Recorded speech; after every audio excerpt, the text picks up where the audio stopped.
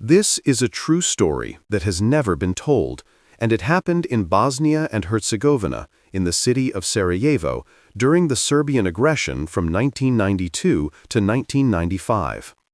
4 men of different backgrounds came together: a general, a master engineer, a multimedia artist, and a taxi driver. They had no idea what was about to happen to them.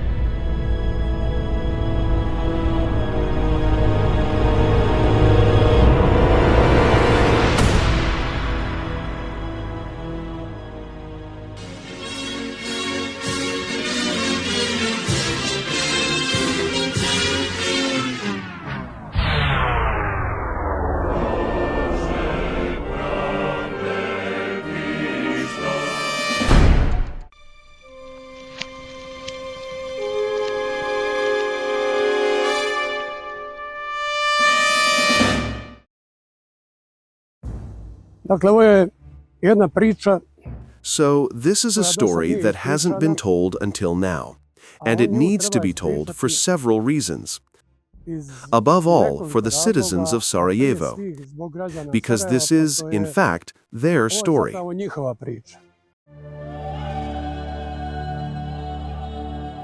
The aggressor's Yugoslav People's Army, JNA, moved forward with a plan to militarily cut Sarajevo in two, along the line of Vraca, Grbavica, Pofalaci, after which the fall of Sarajevo would have been merely a formality. While the aggressor was preparing for the encirclement and fall of the city, the entire leadership of the state and police slept peacefully, negotiating with the so-called JNA. A group of brave units from the Patriotic League decided to take decisive action and prevent Sarajevo from being split and falling into the hands of the aggressor.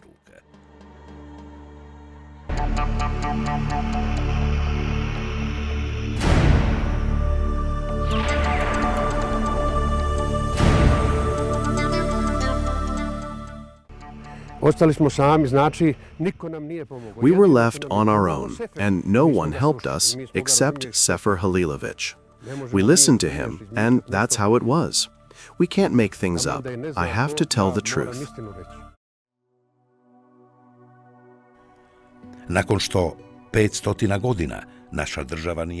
After our country had gone 500 years without its own army or commander, it became clear that Sefer Halilović faced a historic task: the formation of the Army of the Republic of Bosnia and Herzegovina.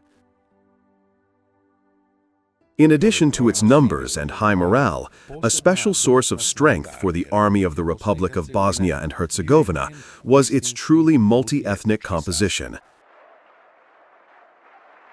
As long as Bosniaks, Serbs, and Croats stood together in the same ranks, that is, as long as they led the Liberation Army of the Republic of Bosnia and Herzegovina, our country was on a safe path. Sefera Halilovića sam upoznao 1991. godine početkom mjeseca. I met Sefer Halilovic in October 1991, and he left a very positive impression on me as a highly educated officer, an intellectual, and a man who understood what was being prepared for Sarajevo and Bosnia and Herzegovina. And what happens in the city, people don't believe it. Most of the population doesn't believe it. Look at the fools playing war. They used to tell us, the Yugoslav People's Army will take care of everything. And we used to say, yes, they will take care of us all right. Sejo very often used to go out on his missions from the main headquarters at night, even during the heaviest shelling. Bez pomoći građana Sarajeva mi tada nismo bili u stanju ništa drugo uraditi, osim to što smo do tada uradili. Naime, u kontaktu sa borcima, pošto sam stalno bio na linijama, stalno među borcima i sa borcima. We were left alone, and no one helped us except Sefer Halilović. We listened to him, and that's how it was. We can't invent that anyone else helped. I must tell the truth. Without the citizens of Sarajevo, we could do nothing. While I was in contact with the fighters, I was constantly on the lines. From all sides, I kept hearing that we had no ammunition. The amount of ammunition they had was symbolic. The fighters had between 10 and 50 rounds each. It was the beginning of summer, the end of June, July 1992, when the Chetniks were still at full strength, armed to the teeth and logistically well supplied, attacking Sarajevo every day.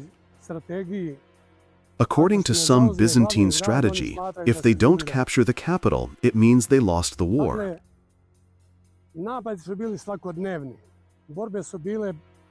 So the attacks were daily, the fighting was almost hand-to-hand. The defenders were brilliant, unforgettable.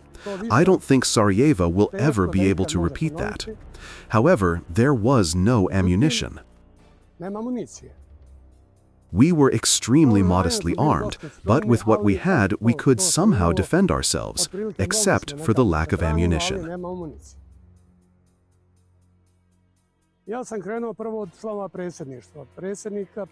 I first went to the members of the presidency, informed them of the situation, and told them they had to secure ammunition for us or provide money so we could buy ammunition.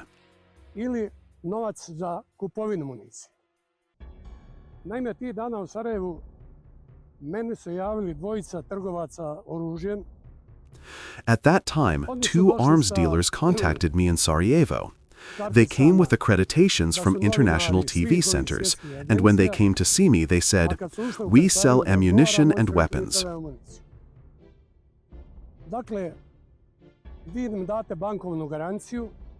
You give us a bank guarantee, we procure the ammunition, we can deliver it by parachute, and when you receive the ammunition, you inspect it.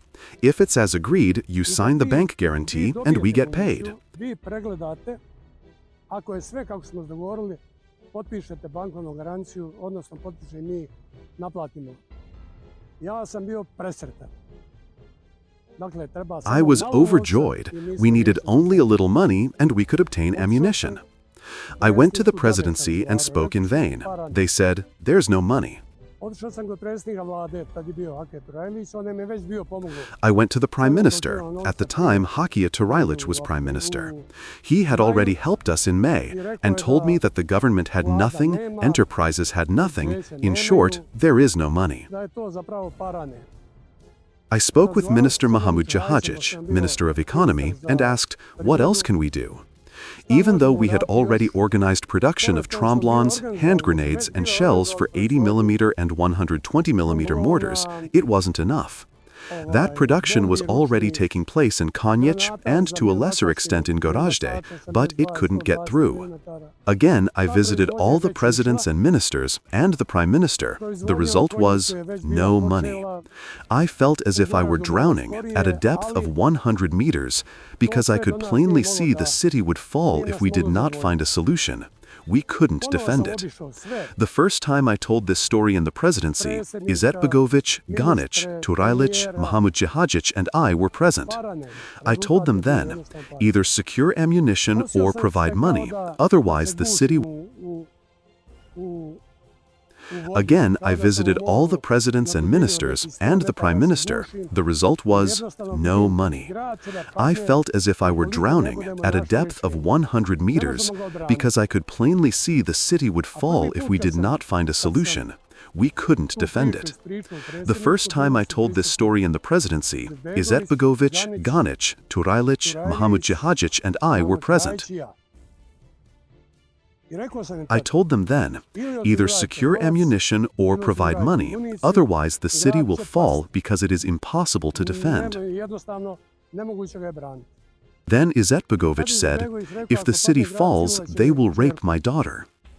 Then Mahmudjihajic jumped up and said, it's not only your daughter that's at stake. And they argued, there are my family, the commander's family, Turajlic's family, and hundreds of thousands of girls and women in Sarajevo who will be raped. I reminded them of Berlin in 1945, when the Russians entered and raped everything that walked on two legs and looted everything that could be carried away.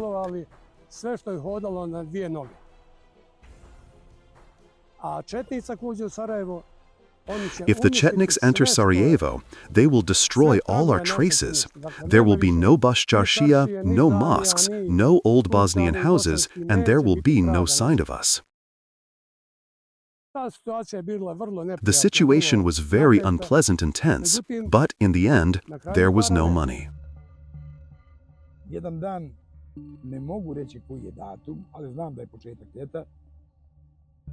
One day at the beginning of summer,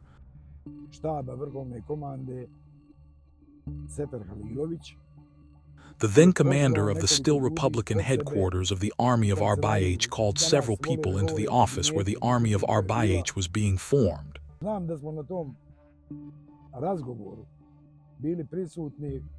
Present at that meeting were General Saifa Halilovic, General Bilagic, Zikro Soljevic, and myself.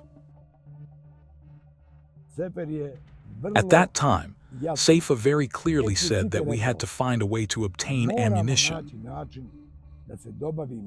Otherwise, we had no chance of defending ourselves. And what could I do? I came up with an idea that seemed impossible, but it was the last chance to save the city.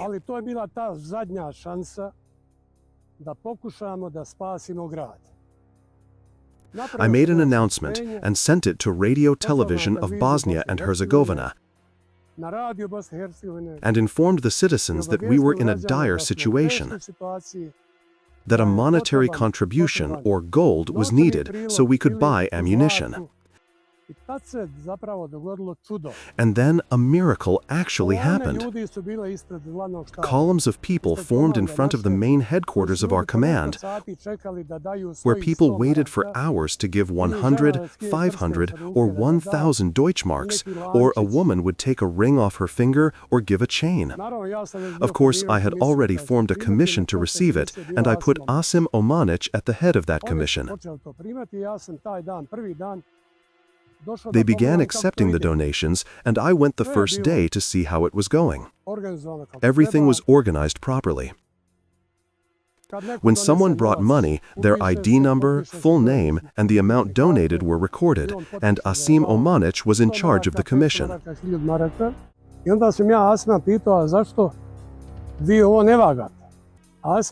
I asked Asim, why don't you weigh the gold? I asked him again, why don't you weigh it?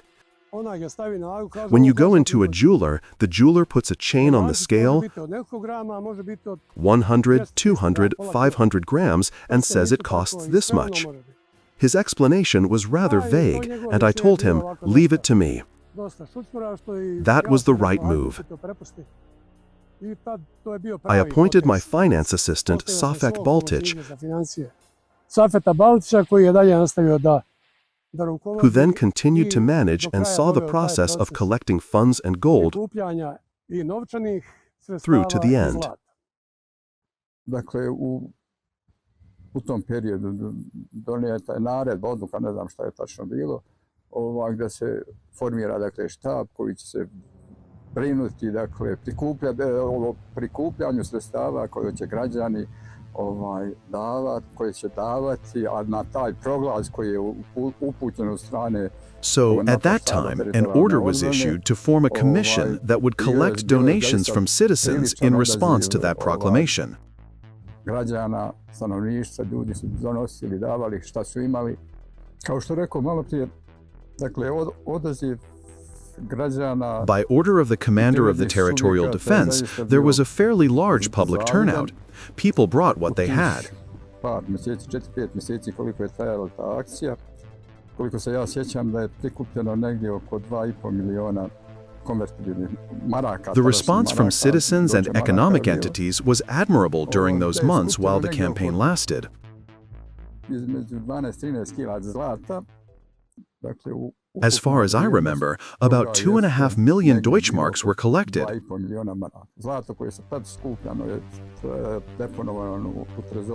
And the collected gold was deposited in the vault of the Central Bank of Bosnia and Herzegovina.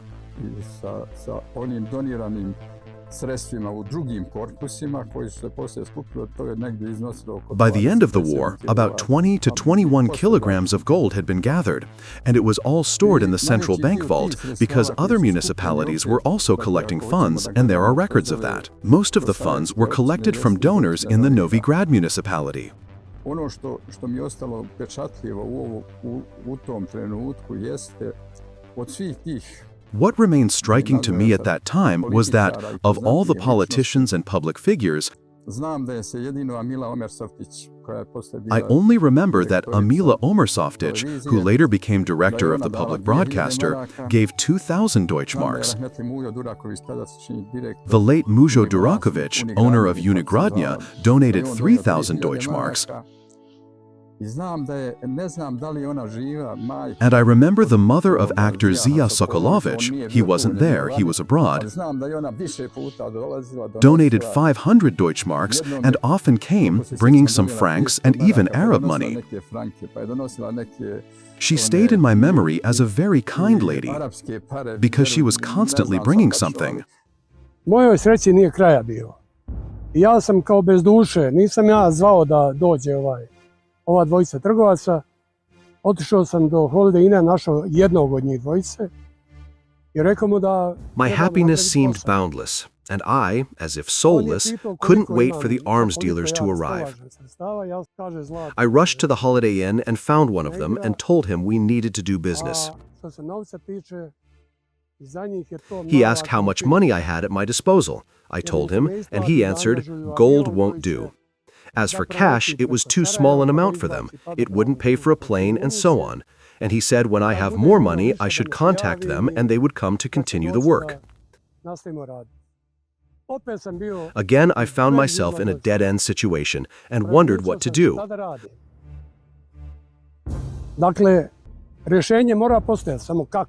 The solution had to exist, but how? I had the feeling the solution was somewhere around me. So I consulted a few people and said, I need educated Sarajevo tough guys, so I can talk with them about what they can do in this situation. I asked Kerim Lučarević, Zaim Baković, and Sejo Bayraktarević what they could do about it. I met Kerim and Zaim during training because we worked together preparing the defense of Sarajevo. I dealt with Bosnia and Herzegovina while they dealt with the defense of Sarajevo. And I met Sejo Bayraktarević around September-October 1991. He played a special role during the 2nd of May, which was a dramatic situation when Vebja Kadić came to me and said,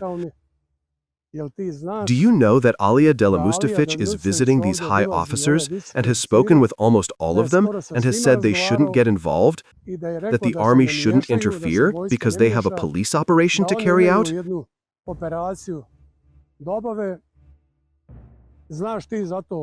Do you know anything about this? I said, I don't know anything. He told me who Dela Mustafić had spoken to. I won't mention some people out of respect because they've died, etc. When I spoke with those people, they told me Dela Mustafić was talking nonsense. I immediately called Kerim, Zaim, and Sejo Bayraktarović and said, please remove from this command everyone who is carrying weapons, whether they are from the Ministry of Interior, police, paramilitary, or the army.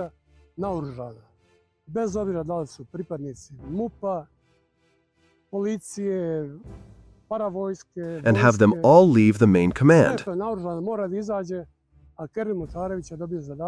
That's what we did. I assigned Kerim and Enver Baković to provide security for the presidency and our command.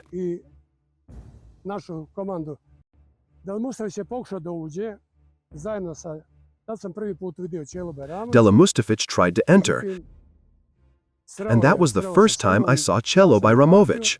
I turned them away and told them they could not enter with weapons. They said if they couldn't enter with weapons, then they wouldn't come. I called Sejo Bayraktarović and said, take a group of your men and go to the television station. While all this was happening, a car carrying presidency member Fikret Abdić was speeding from Split towards Sarajevo. In Ilija, he was personally wished a safe journey by Tomo Kovač, the head of the Serbian police. Abdić's car stopped in front of the building of Television Bosnia and Herzegovina, and he went into the TV studio. In the presidency building, there was confusion due to the shells falling, the tanks, and the statements by Minister of Police Deli Mustafić claiming that Bosnia should not be sacrificed for the sake of one man. On May 2nd, 1992, the TVSA security called me and said that Fikret Abdić was in front of the television station. I met him at the door, greeted him, and asked, have you come from the presidency? He said, no. I came from Dolžani via Ilija. That seemed very strange to me. While we were at headquarters, Sejo called us on the Motorola. At that time, the president was also being held at the airport. And Sejo summoned us to the television station, saying he urgently needed us. There at the TV station, he handed Abdić over to us. After that, Sejo gave us the task of placing Abdić in an office and providing a guard. However, when the news broadcast with Senad Hadžifesović started again, Abdić said, I'm going into the broadcast. I told him, you can't go without me, and I took him there. And that's how I led him into the studio.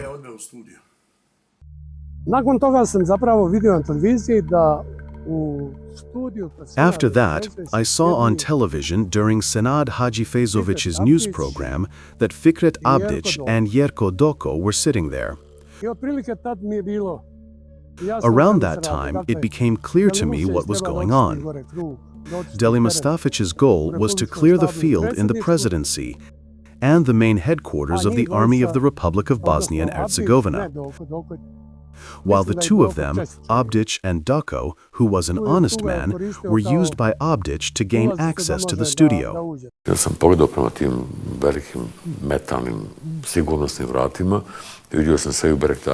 Then I looked toward the big metal security doors and saw Sejo Bayraktarović waving.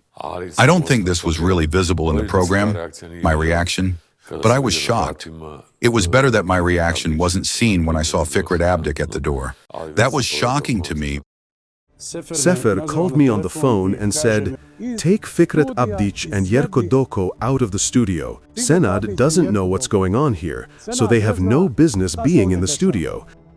And we'll see later what we'll do. Since he handled that perfectly, it became his ticket for me to talk with him about procuring ammunition.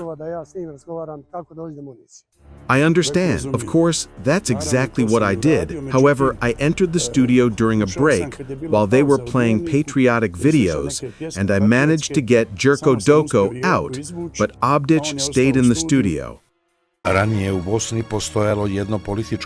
Earlier in Bosnia, there was a political core that wanted to keep Bosnia and Herzegovina within Yugoslavia. Under that plan, Alija Izetbegović, Radovan Karadzic, and Stjepan Kluić were to be removed and replaced by Fikret Abdić, Professor Kecmanović for the Serbs, and Josip Pajaković for the Croats. Alija Deli Mustafić asked me to have the JNA army support him in this option. That day, Sefer Halilović freed Eyüp Ganić from house arrest and prevented Minister of Police Alija Deli Mustafić from, on behalf of Fikret Abdić, seizing the state presidency building. The coup plan, which the so-called JNA on one side and KAS on the other, meaning their agents planted in parts of the police on one hand and within the leadership of Bosnia and Herzegovina on the other, failed. After that, I held several meetings with 2 or 3 officers from the staff, with Zaim again, and after a day or 2, Zaim came and said he had found a contact, so we could buy a substantial quantity of weapons and ammunition from the Chetniks. Since I had 100% trust in Sejo Bajraktarević, I called him and said, "Sit down. Do you want a drink?" I replied, "When the boss calls me for a drink, it's never good. I want double." Sefer told me, "You will have to go get weapons." "No problem. Just tell me where." I knew there was some defense industry and that something was being done, so I'll go. It's not a problem. Find a connection. You need to get it from the enemy. I was silent for a minute and then asked him, "Are you serious?" Sefer replied, "Very serious, but think about whether you can and if you should." I answered, "I'll think about it." Sefer said, "Okay," and then I said, "I'll do it." And that's how it was. Sejo called me and said we had a very important conversation. He then explained that General Halilović had entrusted him with a task. I asked, "Why me?" And he told me that I was a trustworthy man and that we were war comrades. That meant a lot to me, and when he explained the task, I realized it was very risky and dangerous, but still, someone had to do it. Bosnia and Herzegovina was under an arms embargo, and the only options left were to either seize or buy weapons. We managed to seize a small amount, which wasn't enough, so the only option left was to buy. On je dao zadatke svima I pitao šta ko može da uradi. Ja sam rekao da sticajem okolnosti poznajem neke ljude. He gave tasks to everyone and asked, "What can each of you do?" I said. "By coincidence, I know some people in Stup from before through my professional work, and I could go talk to them because they are in direct contact with the Chetniks." He gave me a free hand, and that same day I went with 2 great guys. One was Samir Skandro and the other was Sejo, also known as Cham Bajraktarević. Ja sam sa njima otišao na stup. Oni su ostali u vozilu, ko danas znam bijeli Golf. I went to Stup with them. They stayed in the car. I remember it was a white Golf, like it was yesterday. While I went into a restaurant called Lav, which was run by the Grizlić family. Tomo had already left Sarajevo, which I knew, but his brother had stayed. Since I was close with them, I asked to see Tomo's brother and told him what it was about. He told me that there was a man who went to Kajseljac every day. His name was Martinović, and he owned a funeral service.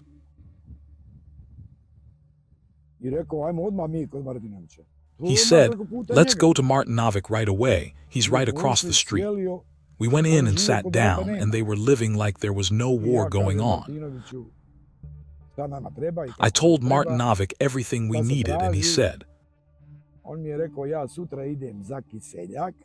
I'm going to Kaiseljak tomorrow. Praktično svaki dan I'm practically there every day at the Ministry of Defense with Jerko Doko. When I get to him, I'll call you. So we headed back, Samir, Sijo Cham, and I, and returned to the main HQ where I reported everything to General Halilovic and said, now we have to wait.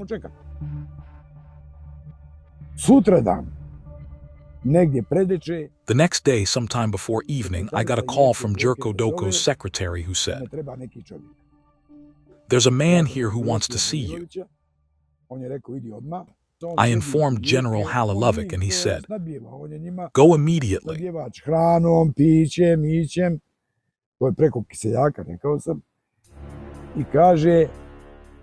The man was sitting with Jerko Doko. He was the one supplying them with drinks and food from Kaiseljak, as I'd already mentioned. Then we went down to a small office, just the two of us, and he told me, we have a man. I asked, who? And he said, Drago Prazina. Zagi said, oh, come on, how can he do it? I know Drago Prazina. He acts like a saboteur, always on the move, scheming wherever he can. He added, we'll have to connect those guys with Drago Prazina.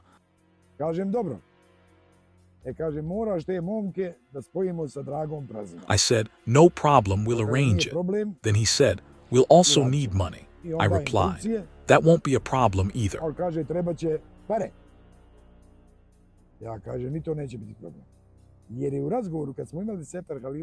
Because in a conversation with Saifa Halilovic, I was told that some money had been collected from citizens in Sarajevo who voluntarily donated for the purchase of ammunition.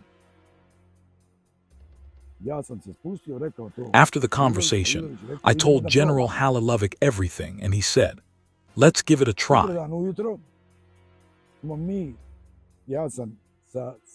The next morning, Sijo, Samir, and I went to Safet Baltic, who gave us some money, I can't remember exactly how much, and gave us a paper that all three of us had to sign for the amount we took. Precizno koliko novca, nemojte da izmišljam sad cifre, mi smo to potpisali. Sejo I Samir su sami, jer ovaj... Sijo and Samir went alone because the contact insisted no more than 2 people should go.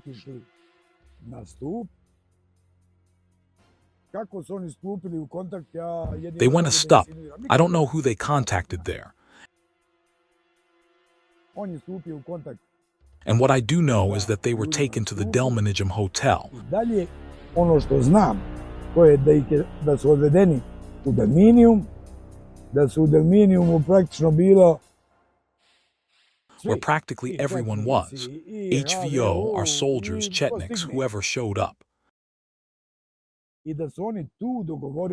And there they arranged the delivery of ammunition and weapons. That same night, I remember it like today, Sijo and Samir returned very late. Sijo was a bit drunk and said he had to drink with them in Delmenijum. I was Josip Juric, also known as Jozo.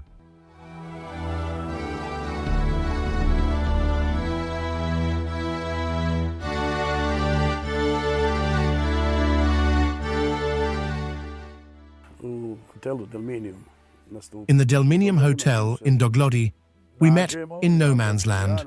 A man came in a Serbian uniform with an empty pistol holster. He got into his car, and we got into ours. My partner, Samir Shkandro, was with me. Prvi put smo se našli u Delminijumu, tadašnjem. We first met at the Delminium Hotel through our friend Drago, who was with the HVO. He organized the meeting for us. We met there with a Serbian soldier. Sa tim srpskim vojnikom smo se našli u Delminijumu. Malo se nešto je popilo.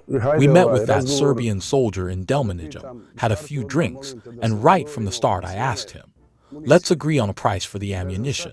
He asked, what are you interested in? And I replied, everything, sniper ammo, as well as for AK-47s and weapons. He said, sniper round is 2 German marks, and for the AK-47 it's 1.5 German marks. I told him, 2 marks for sniper rounds is too much. Make it 1.5 marks, and for the AK-47 1 mark. He asked, how much do you need? And I replied, 100,000 sniper rounds. After a short pause, he said, okay, that's fine, but not all at once, bit by bit over time. I said, okay, do we have a deal? And he replied, deal. You guys from the HVO are always asking for something, reselling, buying. Tad smo mi prvi put krenuli u civilnim dijelima, što je na kraju postalo zanimljivo. We set out that time for the first time in civilian clothes. It turned out we didn't need to because everything had been arranged. We got through very smoothly. No one asked for documents, even though we already had fake IDs. We entered their territory. I felt quite confused. I wouldn't say terrified, but it was the first time we went without weapons. I must admit I hid a hand grenade under the seat. I couldn't resist having at least something. And when Seijo saw it, he said, "You could have brought a brick." I donio je pun taj bijeli golf, pun gepek. They brought that white Golf completely full, its trunk packed with ammunition, crates on the back seat, several rifles, a Zalja anti-tank weapon, some trombones, grenade launchers, and everything was quickly unloaded. By order of General Halilovic, people from the regional headquarters came and took over the ammunition. The next morning, we had to go to Baltic to account for everything. General Halilovic signed a confirmation that Seijo and Samir had delivered the goods, and the part of the money that hadn't been spent was returned to Baltic. That same day, a new assignment was issued, and they continued doing this for a very long time.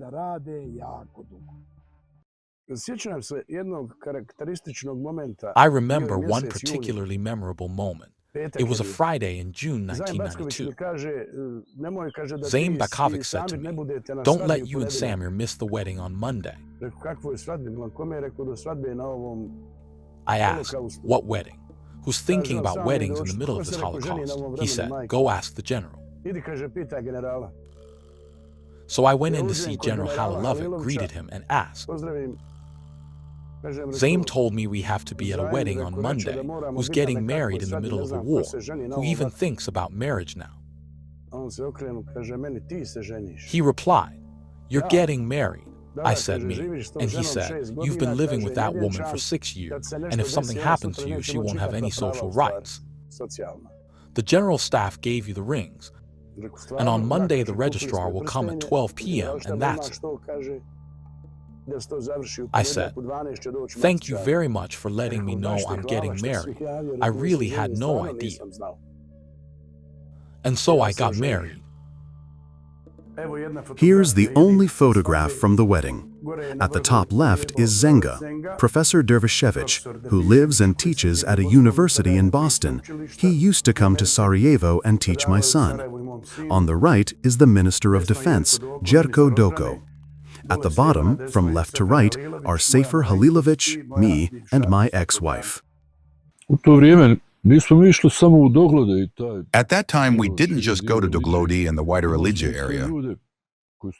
We had our own people, Vanya and Peace, who unfortunately are no longer with us. They guided us because they knew the Serbs from above the Kobaljaglava settlement well. We went there only for ammunition and occasionally a Kalashnikov. But mostly we were getting small caliber rounds. That's what we used to call them. Koliko se ja sjećam, nabavka tog naoružanja i municije je išla na zahtjev, dakle, jedinica u opkoljenom. So, as far as I remember, the procurement of ammunition was carried out at the request of the units that were besieged in Sarajevo.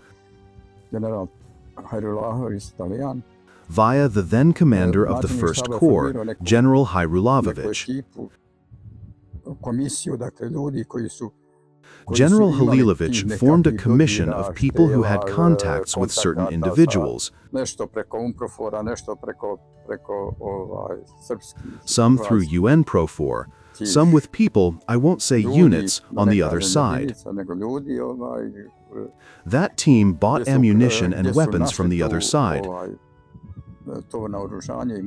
And as far as I recall, there were 3 members. The supplies were brought to the Supreme Command headquarters. I provided the money, and they signed off on the expenditure. Those funds were counted and then delivered to the First Corps for counting as well, which the Corps commander confirmed. U jednom periodu je počela da se širi priča da neko švercuje oružjem i municijom. At one point, rumors began to spread that someone was smuggling weapons and ammunition. That was painful for us because the moment the supplies arrived, they were immediately distributed to the units. Because of that rumor, after one transport, General Halilović called the same trio, General Bilajak, Suljevic, and me, and ordered an inventory of the ammunition.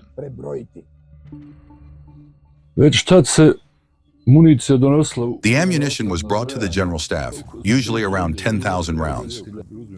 Seijo and I got so used to it that when we scooped it up with both hands, we could tell it was exactly 10 rounds. We'd count everything in about an hour and a half. But when we had to go on other assignments, there was, of course, a security check, and the guards had to count it. It took them around 5 hours. They didn't really like us much. That first meeting stayed in my memory. As we were introducing ourselves, I was Davor. The first Serbian soldier extended his hand and said his name was Brako. The second soldier said Brako, and the third one said, I am Brako. My Jozo, that is Seijo, said his name was Jozo, but it was immediately clear to me that we were dealing with criminals who only wanted money and nothing more. Zatvorene sanduke naravno nismo brojali, to je zatvoreni 1000 komada. Međutim, one difuze u kesama je bilo još 100 različitih kalibara, različitih. Of course, we didn't count the sealed crates. It's known that each holds 1,000 rounds, but there were also loose rounds in bags of various calibers, and all of that had to be counted by hand. It turned out that there was actually more ammunition than had been purchased. The general smiled and said, "Guys, we have to do this so no one can accuse us later of taking anything." And so it was done. When that was completed, again there was accountability, distribution. I remember that one shipment was urgently sent without counting to TRG Hiroja near the football stadium. These are important details. Sito and Samir immediately took that shipment to TRG Hiroja because it was hell over there. All the buildings leading up to the square were Chetnik machine gun nests.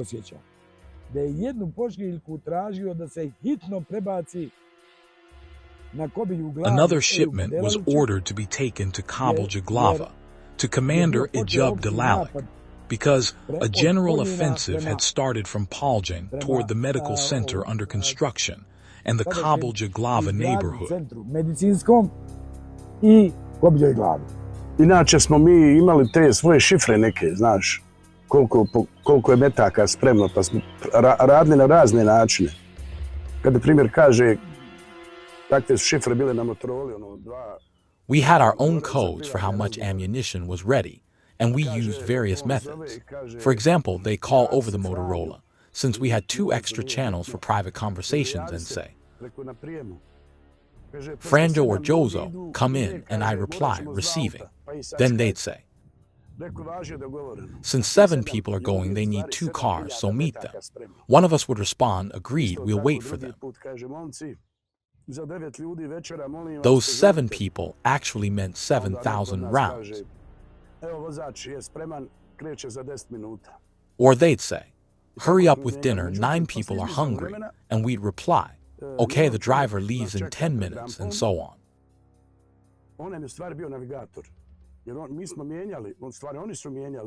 After some time, there would be a man waiting for us before their checkpoint. He was actually our navigator. They changed the drop-off locations frequently, saying there were people working in the area and they didn't want anything to seem suspicious, so we kept changing the locations.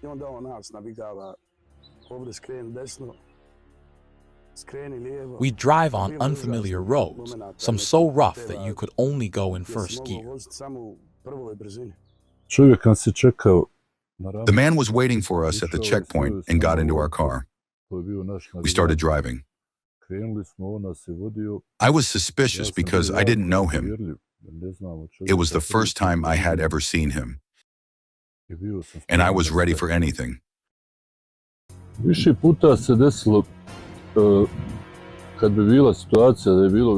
It happened several times that when there were more than 7,000 rounds, we would take 2 Cadillacs so we wouldn't have to make 2 trips with the Golf. We handled it all in one go because it was too risky to go twice. Jedan dan sam došao kod generala Halilovića I kaže mu, rekao, šefe, Drago, prazna uhapšen. One day I went to see General Halilović and told him, Drago Prazina has been arrested, he asked.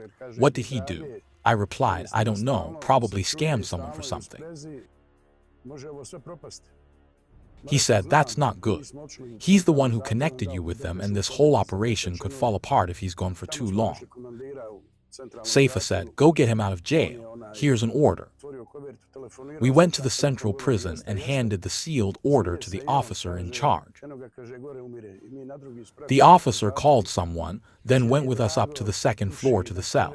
Drago was sitting on the bed smoking, pale as a sheet. I said to him, get up, you're free, we've got work to do. He jumped up like the sun had just shone on him. Ima nekoliko detalja koji su bili svima nama više nego čudni. To je There were a few details that were very strange to us. One evening, I don't even know how Cham or Sijo managed to reach me. I honestly don't remember. One of them just said, as we were passing by the garages next to the bakery in the western part of the city, Chengik Vila, I saw 6 or 7 men standing with rifles pointed at us, waiting, blocking the street with their vehicle. I only managed to grab the radio and say, Zagi. We're captured, Zaim asked. Where? Sijo replied. At Velipikara. The first man approached me, snapped the radio, put a rifle next to my eye and said, get out, hands in front. I got out, and he took my pistol and my scorpion, while Samir was disarmed on the other side. When they saw the ammunition in the trunk, one of them said, transfer this into our vehicle.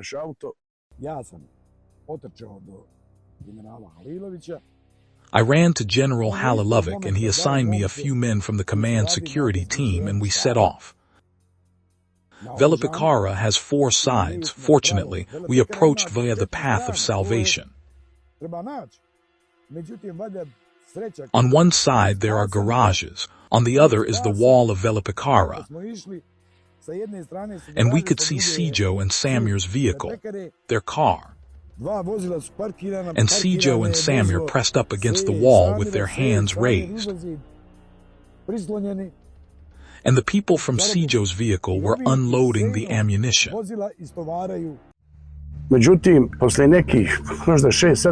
After about 6-8 minutes, I said, yeah. And at that moment, one of their bags tore open, and 1,000 bullets spilled out all over the asphalt. One of them started cursing, and just then Zaim appeared with a team from the presidency, guys dressed and ready, shouting like the police. Get down, drop your weapon on the ground. Pressed against the wall, we lowered our hands. I took back the radio and weapons from one of them. But those were groups guarding the entrances to buildings. Sijo said, guarding the entrances from whom? Unbelievable.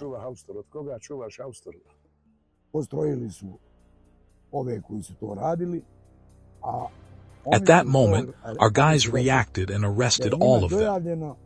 The others claimed they had received a tip that some smugglers were operating. They were all detained. What happened afterward, I don't know. But I remember that Sijo and Samir had to move the ammunition again and return to the main headquarters.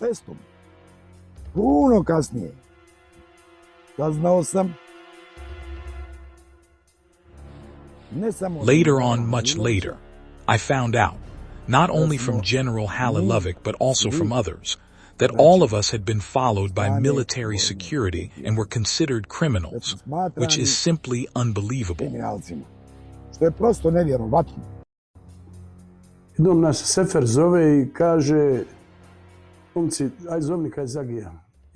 One day, Seifa called me and said, call Zagi and Samir. When the two of them arrived, he said the following. I was with Ispigovic and he asked me if there was any criminal activity going on. I'm quoting Seifa. He said, no, the people are clean and impeccable. I don't see how there could be anything going on when everything that's counted is recorded, every bullet and every mark spent. If you have any information, let me know and I will be strict with those people. Sijo said, which I never doubted. It's true that my Sijo, that is Jozo, wore a prominently visible rosary. I had one too, but under my shirt. On average, we carried between 5,000 and 7,000 bullets or more. There were also weapons, rifles, automatic rifles, and some grenades we knew nothing about at first. But over time, our engineers trained us so we wouldn't get tricked. Still, they always honored the agreement as planned. It's unbelievable, especially from the standpoint of the defense of the city of Sarajevo. Because at that time, dozens of Zaljas, hundreds of grenade launchers, light machine guns, and more weapons than I can even recall were purchased from the Chetniks. And that is what was distributed and what defended Sarajevo for a long time, because we had no other source of ammunition. And instead of being, I'll say this, whether or not it ends up in the film, those people who made it happen, instead of being raised onto a pedestal, today they are unknown to the public. Ono što ja mogu ovako slobodno da kažem kao član štaba vrhovne komande onda jeste da je ovo bila jedna izuzetno zaista. What I can say freely as a member of the Supreme Command Staff at the time is that this was an exceptional, truly large, brave and useful operation for many reasons.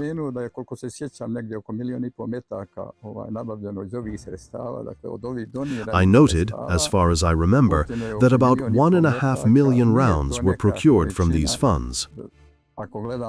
That's not a huge amount by today's standards, but at that moment, when units on the front lines were left without a single round, and the enemy, the aggressor, we know what they had at their disposal, it mattered enormously. I remember well when those shipments went to the ones at the Jewish cemetery, to those up on Juchi, a crate of ammunition, that was a big deal, and to those down in Otis. I think that without that kind of resupply to units on the front line at those moments, the question would have been whether Sarajevo would have remained and whether it could have been defended.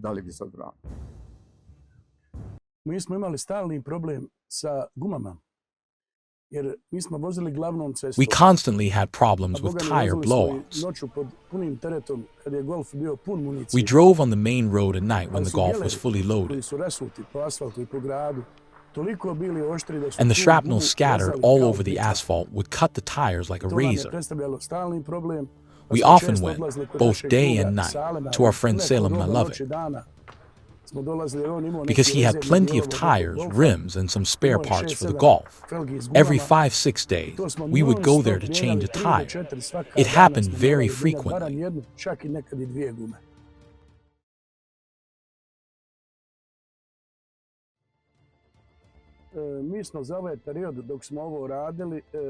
During the time we were doing this, we went through about 6 Golfs.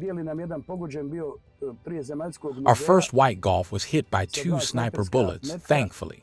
Nothing happened to us, but the engine was disabled.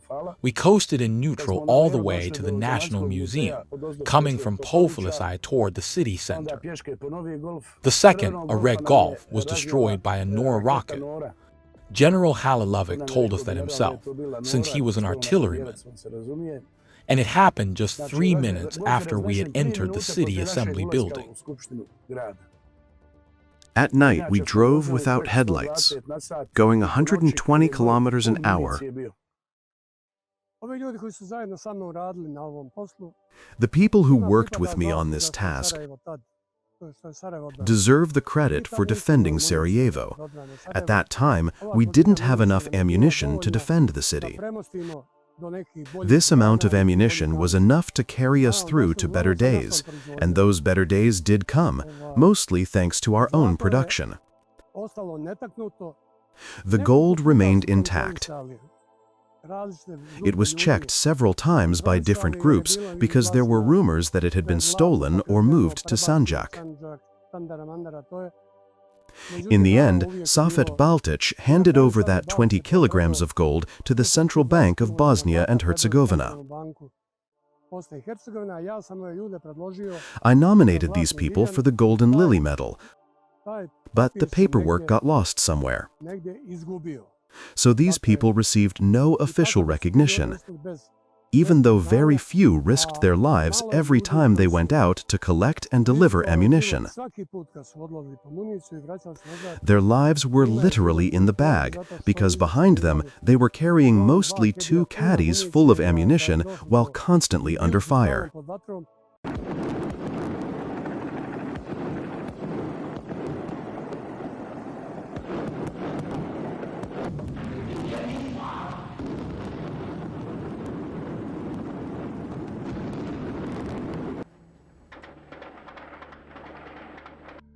If one of those caddies had been hit by chance, they wouldn't have been recognizable because of the force of the explosion. One morning around 3 or 4 a.m., we came back tired but satisfied because we had brought a good amount of ammunition. I think it was January 3rd, 1993. That same morning, General Seifer left for Geneva for negotiations. I was heading to bed when I saw Sejo picking up a bag with a camera. I asked him, "Where are you going with that?" He replied, "I'm going to film Skenderia." I said to him, "Are you out of your mind? They'll shoot you from the Jewish cemetery." And he turned to me and said, "Have me by the balls." I was passing under the former trade union building when, bam, idiots started shooting. After we saw Sefer Halilovic off, I grabbed a camera and headed to Skenderia to film the scene. Samir warned me, "Where are you going? Do you want to get killed near the Jewish cemetery?" And I told him, "They can go screw themselves." Since I was taking cover behind a tram, my friend Jan Baran, a cameraman from TVSA, appeared behind me on a bicycle. Soon we were running away together. Was this bravery or stupidity? I think it was the latter.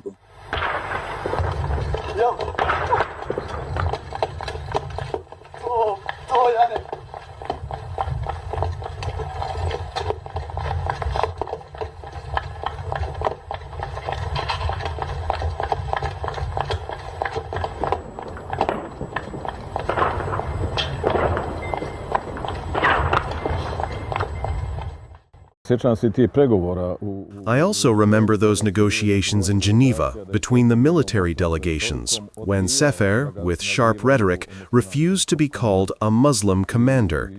he had a heated verbal duel with Izetbegovic on this topic, because Izetbegovic kept insisting, and rightly so, that he was the commander of the army of Bosnia and Herzegovina. Alongside him were Šiber, who was in the delegation, Zoran, whose last name I've forgotten, and our fighter from Velesići, who was a Serb, etc. Sefer could not accept being labeled as a Muslim commander. Mi smo tad imali izgrađenu armiju, govorimo već o 93. godini. We already had a built-up army. I'm talking about 1993, with 5 corps. We had a multi-ethnic army with 5 corps and large areas of free territory. And a particular strength was that we had already organized military production of weapons and equipment needed by soldiers for the war. Production was carried out in 98 locations across Bosnia and Herzegovina. Ammunition, bombs, tromblons, shells for mortars and for artillery. So the army was already being supplied. The embargo had already been broken. And at that time, in June 1993, we finished our automatic rifle. We called it the Bosanka, a slightly modified, reworked Kalashnikov. On June 8, 1993, I was dismissed. Immediately after that, Šiber and Divjak were dismissed as well. Komandant general Mustafa Hajrullahović Talijan bio je također razočaran odlukom. Commander General Mustafa Hajrullahović Talijan was also disappointed by the decision of the Republic's presidency. At the moment, I am not able to think rationally. I have nothing against Rasim Delić, but at this moment I disagree with it. Longtime official and one of the chiefs within the main army staff, Ivan Brijic, will deliver a completely dramatic speech. Today's decision of the presidency will not contribute to a more successful fight against the aggressor. This move was calculated. Our platform was the unification of all patriotic forces and the defense. It will break up the Supreme Command staff. 50% of the chiefs will leave the staff. Divjak will eventually say the following. When I said that Sefer Halilović should not be replaced, I meant that no one can lead the army of the Republic of Bosnia and Herzegovina. 1 hour of his absence would be fatal for us. The Chetniks and the HVO would hardly wait for that. We are incapable of assembling all the forces in the Republic of Bosnia and Herzegovina without him. This decision will have long-term negative effects that are now difficult to assess. Dakle, kompletan komandni struktura armije je promijenjena. So the entire command staff and command structures of the army were changed. People who came with Delić from Visoko were brought in. Thus, besides me, about circa 30 to 40 of the most important people in the army were replaced. The multi-ethnic army fell apart within 3 months, and by the end of 1994, we faced roughly 70,000 fewer soldiers, with only about 2 to 3% Bosnian Serbs and Bosnian Croats, instead of the 25 to 30% that existed up to June 8, 1993. With the people I worked with on the whole operation, I stayed with them and am still in contact today. Of course, each of them continued with their own work defending Sarajevo and defending Bosnia and Herzegovina. And I particularly remember Samir, Sejo, Bakovic, Karim, and Bilijak with great satisfaction. Now, at 70 years old, I wouldn't get involved in such an adventure again. The message. From our eastern neighbor Serbia, there is always a looming threat, because in Belgrade, governments and presidents change over the decades, but the lies remain the same.